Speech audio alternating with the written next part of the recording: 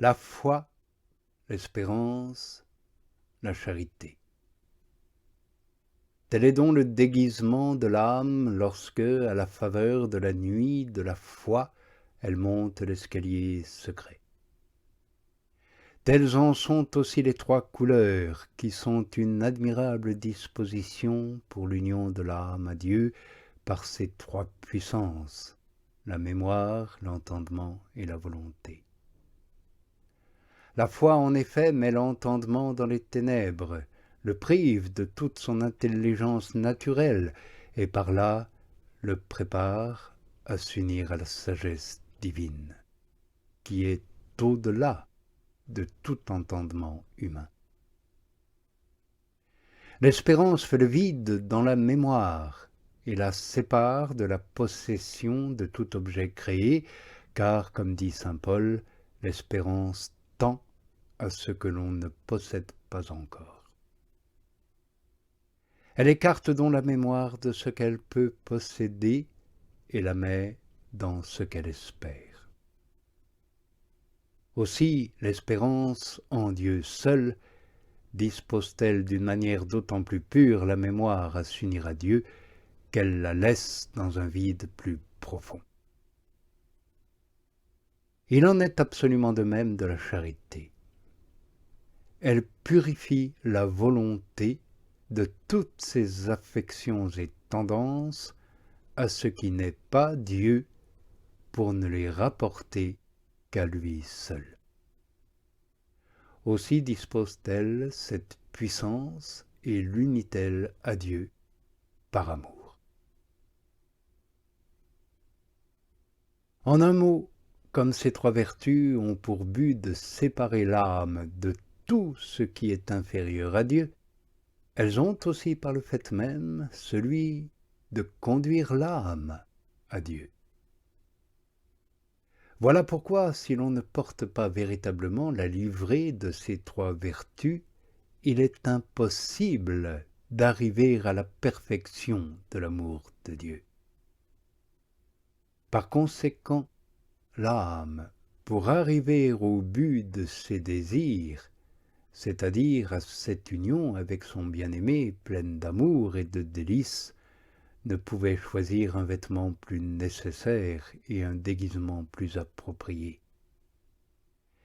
Mais, de plus, c'est une grande fortune pour elle que d'avoir réussi à se revêtir de cette livrée et d'avoir persévéré à la porter jusqu'au jour où elle est enfin parvenue au but aussi désiré que l'était l'union d'amour.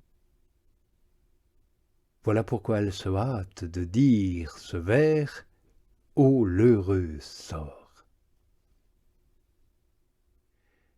Il est bien clair que ce fut une heureuse fortune pour l'âme de réussir dans une telle entreprise. Sa sortie en effet l'a délivrée du démon, l'a délivrée du monde, l'a délivrée de sa propre sensualité. Par le fait même, elle a conquis une liberté d'esprit précieuse et désirée de tous.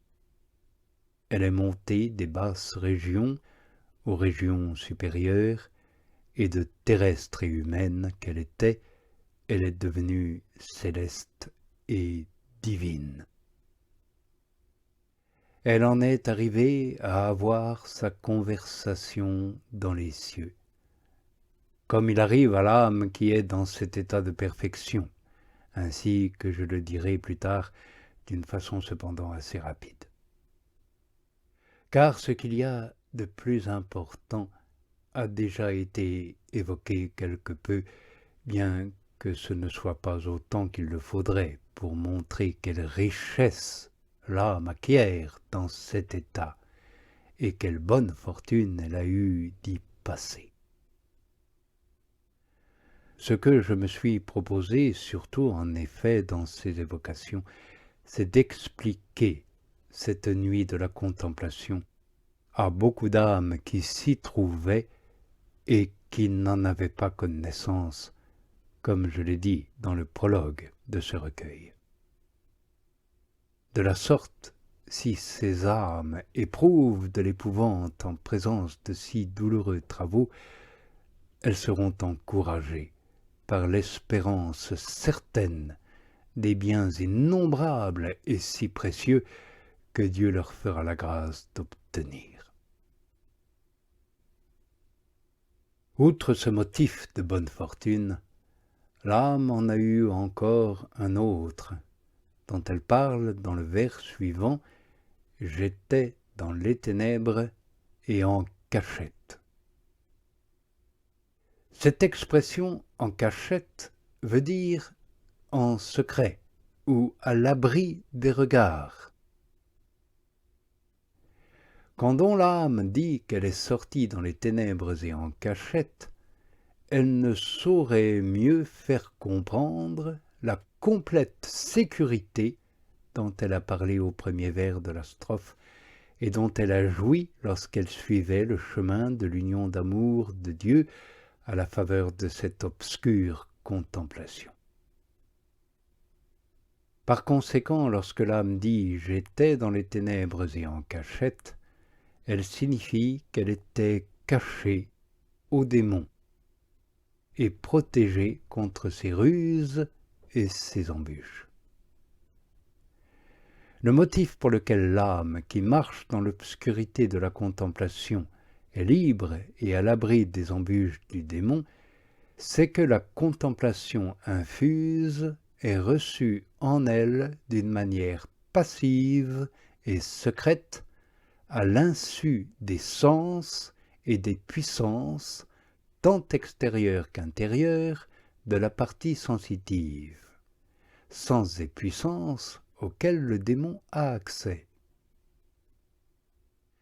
Il résulte de là qu'elle est non seulement cachée à ses puissances et à l'abri des obstacles qu'auraient pu lui opposer leur faiblesse naturelle, mais qu'elle est aussi protégée contre le démon, qui ne peut rien découvrir de ce qui se passe en elle, si ce n'est par l'intermédiaire de ses puissances. Aussi, plus les communications sont spirituelles, intérieures, éloignées des sens et inaccessibles à eux, et moins le démon est capable de les comprendre. Il est donc très important pour la sécurité de l'âme que ses rapports intimes avec Dieu soient de telle sorte que les sens de sa partie inférieure, qui restent dans les ténèbres, les ignorent et ne puissent en avoir connaissance. Ainsi, la faiblesse de la partie sensitive ne sera pas un obstacle à la liberté de l'esprit, et la communication spirituelle pourra être plus abondante. De plus, comme le démon ne peut pénétrer dans une partie si intime, l'âme marche avec plus de sûreté. Nous pouvons donc comprendre à ce propos cette parole de notre Sauveur, en la prenant au sens spirituel, que votre main gauche ignore ce que fait votre main droite. C'est comme s'il avait dit que ce qui se passe à droite, c'est-à-dire à la partie supérieure et spirituelle de l'âme, reste inconnu de votre gauche, et que cela soit de telle sorte que la partie inférieure de l'âme, ou partie sensitive, l'ignore.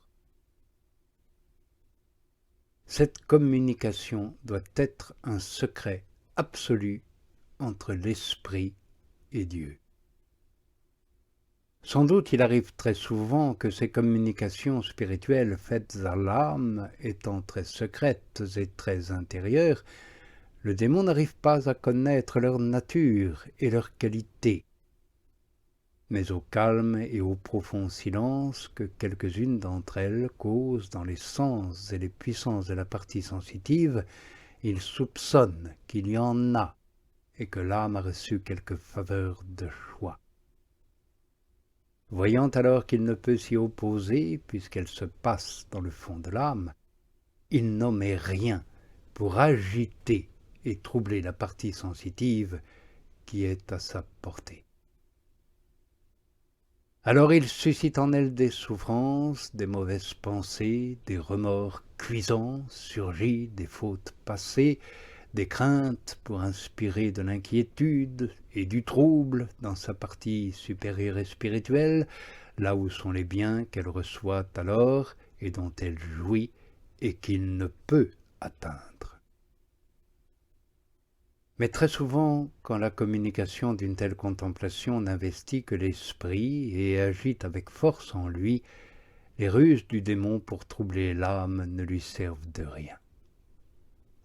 L'âme, au contraire, n'en tire que plus de profit et d'amour. Elle jouit même d'une paix plus assurée. Chose admirable, dès qu'elle sent la présence de l'ennemi perturbateur, et sans qu'elle sache ce qui se passe ou fasse rien par elle-même, elle s'enfonce dans sa partie la plus intime d'elle-même.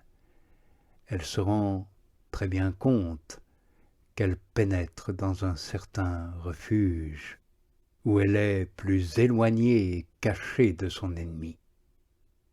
De la sorte, elle augmente la paix et la joie que le démon prétendait lui ravir. C'est ainsi que s'évanouissent toutes les craintes qui lui venaient du dehors. L'âme le sent très clairement.